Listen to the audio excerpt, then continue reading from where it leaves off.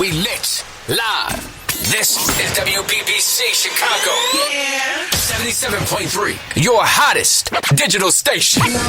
Now in digital HD sound. What's going on, people of Radio Land? It's the one and only DJ Fred Malone, man. How you guys doing? Chicago 77.3, the best place to be at on any day, really. I hope your holidays were doing good. I did pretty okay, man. Had a couple ham. Well, look, I'm getting away of the turkey because it's like it just seems like people don't want turkey no more. I don't know what it is, but people just don't want turkey. So we ate some ham, greens, of course. So I made stuffed mac and cheese and everything else like that. And then I tried something different. I tried corn casserole. You might want to try that, man. Good sweet stuff right there.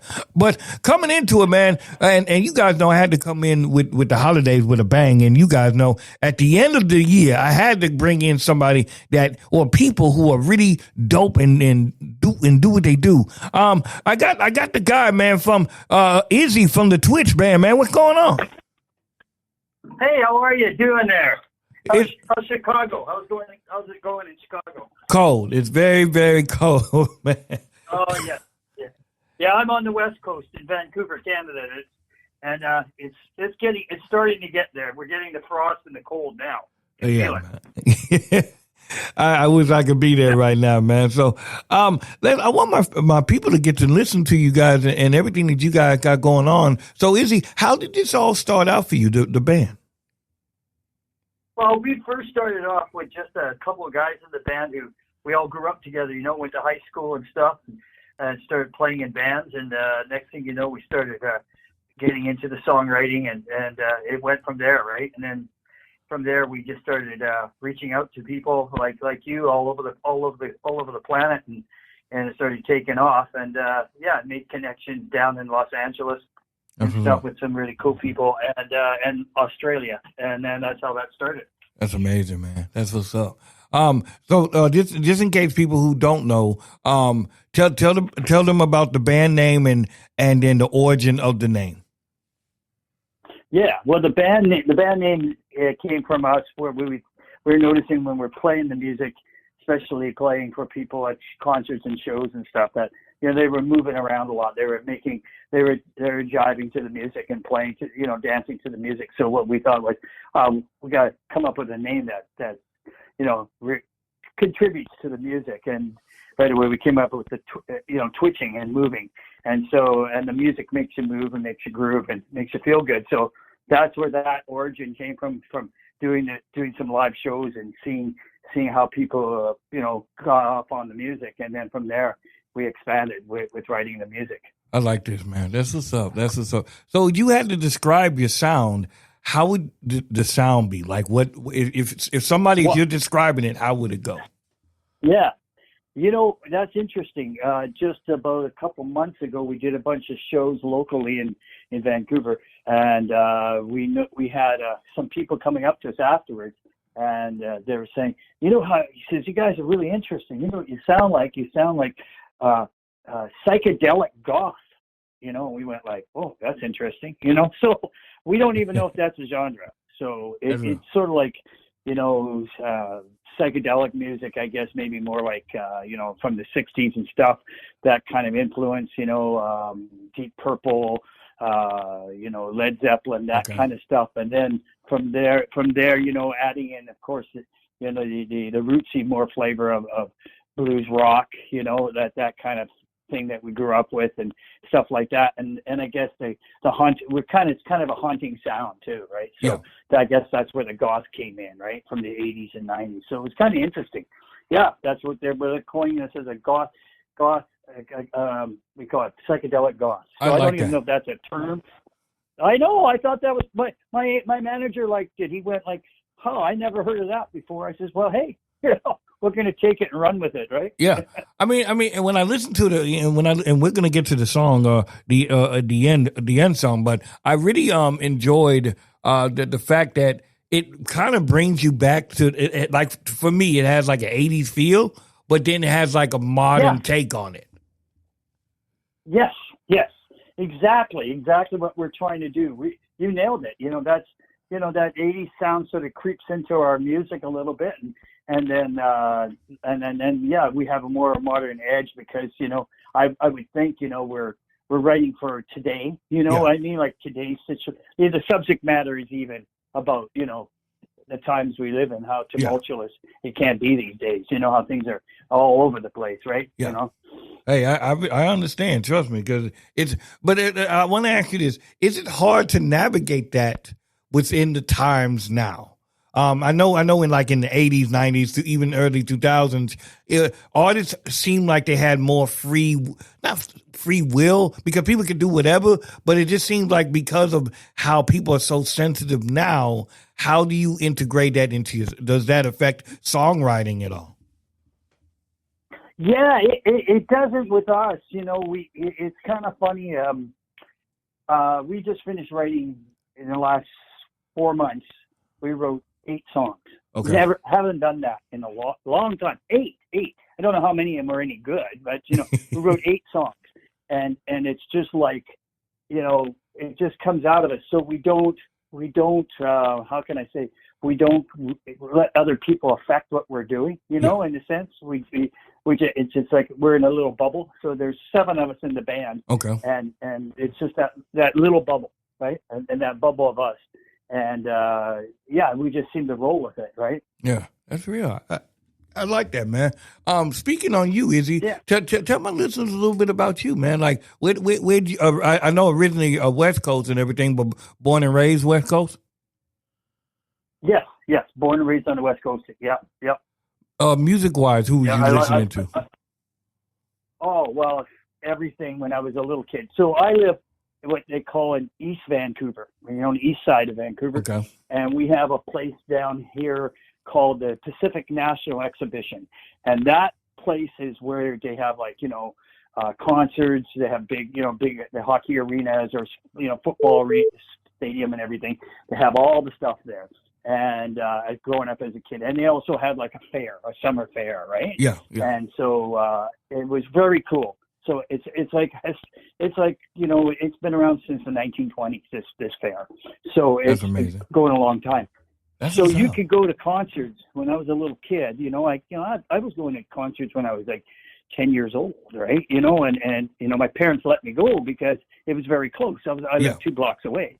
So I could go with a friend or two. And concerts back then, you know what, they were cheap. Right? Yeah. They weren't like now. Yeah. You could go to a concert for $5. You know, I'm serious. Yeah. $10, you could bring you in a date. Yes. Yeah. No shit. Eh? I mean, like back then, you know, I was saying to somebody the other day, I went and saw Stevie Wonder and the Rolling Stones. I paid $7. Wow. But just think about that, man. Just think Stevie Wonder and how that impactful would, like, that mega stardom is right in front of you at your fingertips, man. And that today would have probably cost thousands. Yeah. I mean, the Rolling Stones last summer, I went with one of my friends. They came to Vancouver. I'd seen them for a while. We decided to go. $700. I paid $750. Wow. At 72, I paid $700 this time. It was just like, that's crazy, insane, right? It was just like, you know, it was just like, wow, you know, you're right. Nowadays, megastars, it'd be just huge, you know? Yeah. Ticket prices are just outrageous right now. They're really bad. Yeah, they definitely is, man. I want to get into, man, the end of the world and the single that you guys are pushing right now. Now, let's talk about this. With I know, and when I listen to it, that's the song that made me feel like, okay, it's that 80s feel, but I like the take that you guys came on to it. So let's talk about the track. How did this all come about? Well, we started the guitar we have 2 guitar players. Paul and I put the song together. I had an idea I had down on my keyboard, and I was playing keyboards, and I came up with it and showed it to Paul. Paul started transposing to what he wanted, and then it grew from there. Everybody in the band started listening to the song, started adding their parts, and then the lyrics and everything. I sat down with one of our girls in our band, Emily, and Emily and I sing together. And so Emily and I sat down, and she put the lyrics. Emily actually wrote the lyrics because she listened to what I had to say. This is the theme. This is what I'm getting out of this, you know. And it was based on like, you know, like, I don't want to be a Debbie Downer about things, but, you know, like, I'm sure you see this in Chicago too, like we do in Vancouver and 8 big cities now. Yeah. You know, there's a lot of, you know, people on the street, you know, homeless people and stuff like that. A lot of sadness, and that alone inspired me, because I feel so bad for the people that are on the streets, you know. And we have a section in East Vancouver that is the poorest section in Canada. Wow. And so it's about a 10 block radius. It's getting bigger. And there's people, you know, drugs, really bad shape, you know, and it's just heavy crime and really bad. It was like New York was, you know, like all those years back. And wow. Vancouver's like that, one little section, you know. So because Vancouver's growing, it's become a big city, you know. Like, it's not like it's like you guys. It's not as big as you guys, but it's a big city now, right? So there's a lot of stuff going on. So I had that. We were talking about that, because when we do a gig, you know, we have to go through that part of town sometimes, and when you go by there, you feel the humanity, you know. You feel really bad, and you just wish things weren't like that. So we wanted to send that out to everybody, not to bring people down, but, you know, to say, hey, you know, there's a lot of crap going on, and we need to pay attention to that and draw some, you know, try to make something positive out of, try to turn that negative into a positive, you know.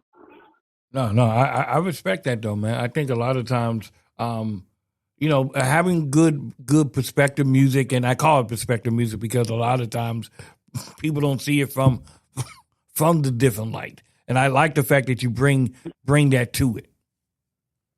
Yeah. You know, you see that, and I mean, you know, I don't know if you know, like you guys on the East Coast there too. You had in the summertime, you get the fires. You know, we had a lot of fires. LA, they had the big fire. Yeah. The same here in Vancouver. We got, you know, we have like the interior of the country, and it has tons of forest and desert, and it's catching on fire too. And, you know, and there's, so you come to the city and you can smell the smoke, you know, because it's drifting down into Vancouver or down across the line in Seattle, because we're 3 hours away from Seattle, and you can catch it there, you know, and that kind of, people start going like, what's going on with the planet, right? So when we sat down, we thought we want to send a message to people, like, you know, things will get better, but we have to pay attention to what's happening to us, right? Because I think sometimes we got blinders on, we're not paying attention. That's real.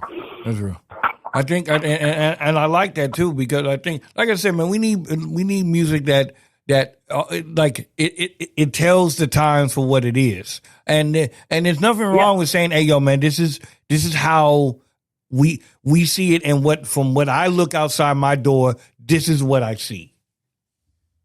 Yeah. So, yeah, exactly. You nailed it. Yeah, exactly. You got it. You see the picture that I'm trying to bring across, and plus the song, if you notice, it's 8 minutes long, right? Yeah. It's really long. Like, people don't write songs that long anymore, because attention spans aren't that long, right? Yeah. And I think too is that you're a fan of music, and you're a fan of that genre. Even if you're a fan, just a good fan of music. I think for me, I've always been a fan of music. So I've always liked a music that tells me a story on, hey, this is what it is, and I can respect that. I wanted to ask you guys this: when doing these songs, or how are the arrangements going? Like, how is that conversation? Because I always wondered when people have bands and they have multiple people who do this and do that, how does that arrangement go? Like, do you guys kind of just start with like the drum pattern and just build from there? Or is it a riff? Or where do we go as far as the arrangement? Yeah, sometimes you're right. See, sometimes it is a band. Sometimes it is a riff. Sometimes it's a melody line. And sometimes, the drummer will lay down a groove, and we set the tone, right? So it varies, you know. It just varies on the emotional feel. Like the other night, I think we were doing a show, and the song came on that I had on my phone, had it plugged into the PA, and it was a band called, I forget the name of the band, Backbeat Saints. And it was kind of like a very bluesy rock kind of voodoo sound, right? Like, you know, like a Jimi Hendrix sort of mix. And the guys in the band started, they all started like coming up with ideas for another song. And they were going like, listen to this. Then afterwards, like three of them going like, the two guitar players and the keyboard player going like, look what I got, and hey, did you get that? They got really influenced by it, right? It really turned them on. The track turned them on. And I was like, wow, okay. And it was very interesting how that came about, right? It just came about by accident, by them hearing a band they never heard and was influenced by that sound. And they just said, okay, we're going to have to write a song around this, So that was very cool. It just happened like that. And then when we do our arrangements, we go into a recording studio, our friend's studio, and he's our producer too. We've been producing with Bill Buckingham. He's in Vancouver, and he's won a bunch of big awards in Canada and in the States. So we work with Bill, and Bill is really good. You wouldn't believe, he's super talented engineer producer. So we work with Bill, and he'll listen to the tune, and he'll work with us in the studio and put it out, right? So we trust Bill. We've been with Bill for about maybe 8-9 years now. Okay, that's what's up, man. I like this. This is what's up. Now, is this a single? We're just doing singles right now. Are we doing EPs, albums? Yeah, just singles right now. We tend to just do the singles because we tend to focus just on one song and get it as best we can. That's right. That's how we've been doing it. And I mean, like I said, we'll have like maybe 7 or 8 brand new tunes. We'll play them live. There's not many. They may not be all recorded, but we'll play them live so we can get used to them and get tighter with them in the feel, and maybe change them too. We've changed songs right on this, start playing it and then go back into rehearsal and go, why don't we change this like this, put the chorus here, do the verse here, we switch things around. And then that way, if we go into the studio, we have something to present to the producer, right? That's real. I like it. It's definitely good to have. Now, I know you guys came a long way with the band and everything with Twitch. Let's talk about this, man, in the future. I know we're coming down to the end of the year. Have you did all the goals that you would like to do in 25, and then what do you hope to see for 26 and moving forward?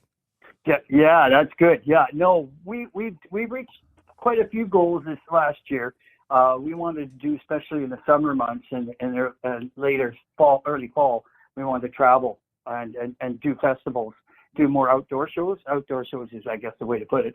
And we did succeed. We got like maybe 6 or 7 more outdoor shows than we did the year before. So it's growing.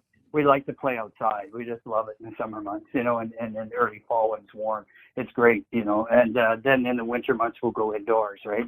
So we're starting to do that more like that. And hopefully next year we can travel a little bit more. We're starting to look at that and look in, because we used to tour a lot. Before we used to come down to see you guys down south. We used to play a lot in LA. We love LA, San Francisco, Seattle, on the West Coast, Las Vegas, Arizona, and all over the place. We love it. So, we want to get back to it. We love to come back down your way because, one thing about you guys, and I'm not just saying it's not blowing smoke up anybody's butt, but the truth of it is that this is the music that we play is because you guys down there created that, and we inspire to that. So when we play down in LA and play the Whiskey a Go-Go and places like that are historical places, right? We get the vibe. We get the vibe from the people, right? And everybody treats us with such respect, and we love it. So we love coming down there. That's what's up, man. It's a great place. We want to come back to you guys. That'd be cool, man. I definitely would join in on the jam. Yeah. No, we love everything about it. Chicago, I mean, the city, you got blues. Look at what you got. The great blues. We love blues, right? Definitely, man. We love. Well, I'm excited for you guys, man. I really am. Where can the people find you if they want to, check you guys out, or when's the next performance? What's the info? Well, we're doing some local shows, and they'll be streamed live. They'll be on Facebook. They'll be on YouTube. They'll be on streamed live. We stream all our shows, so every show gets streamed, and we're on TikTok. We're on all the big sites, Twitch site. We're on all of them, and so we got like 60,000 followers on TikTok alone right now, right? That's So it's growing, and that's because we stream all the shows, you know, and we give the music away. We play for free. We don't charge. That's you know, amazing. and when the gigs are different. We get paid at our shows, but I mean, the streaming is free. We don't. Yeah. You can go online. You can catch us on the website of the shows, and you can see the show live, or you can see it afterwards. You know. That's amazing. I like. And we got a show on. We got a show in Vancouver on Wednesday night. This Wednesday at the Roxy. It's not the Roxy in LA, but it's the Roxy in Vancouver. And downtown Vancouver, and then we got one in East Vancouver where we live called the Princeton Hotel, and it's one of the last live venues in the city. So we're playing there too. That's what's up. I like this, on man. Friday night. And real quick, just for people that didn't get it, where can the people find you on Instagram and everything? Instagram too. You can. I think it's on Twitch. You can check it out on Instagram and on Twitch, and so you can get us on all of them. All of them. Like I said, Twitch, Instagram, Facebook, YouTube, TikTok, Redbook, you name it. We're on all of them. Hey, that's what it is, man. Make sure you guys go check out End of the World, man, by Twitch and hear the lovely sounds that they got going on. And I really do appreciate this, Iggy, man. This has been a pleasure talking to you and everything. And don't be a stranger, man. No, I'll keep in touch with you. Let's talk again soon. Yes, sir. Yes, sir. It's the one and only DJ. Oh, before you go, I always ask people if they can do a shout out for me. Can you say your name? And I'm rocking with DJ Malone. Yeah, I'm Izzy Dakota Jones with the Twitch, and we want to give a shout out to what's your name again? Sorry, DJ Malone. DJ Malone. Yeah, so now I remember that. I got to think of Malone's Pub. Definitely, man. Right Definitely, man. It's the one and only DJ Malone, Chicago 77.3. We out. Yeah. One. We lit live. This is WBBC Chicago. Yeah. 77.3. Your hottest digital station. Now in digital HD sound.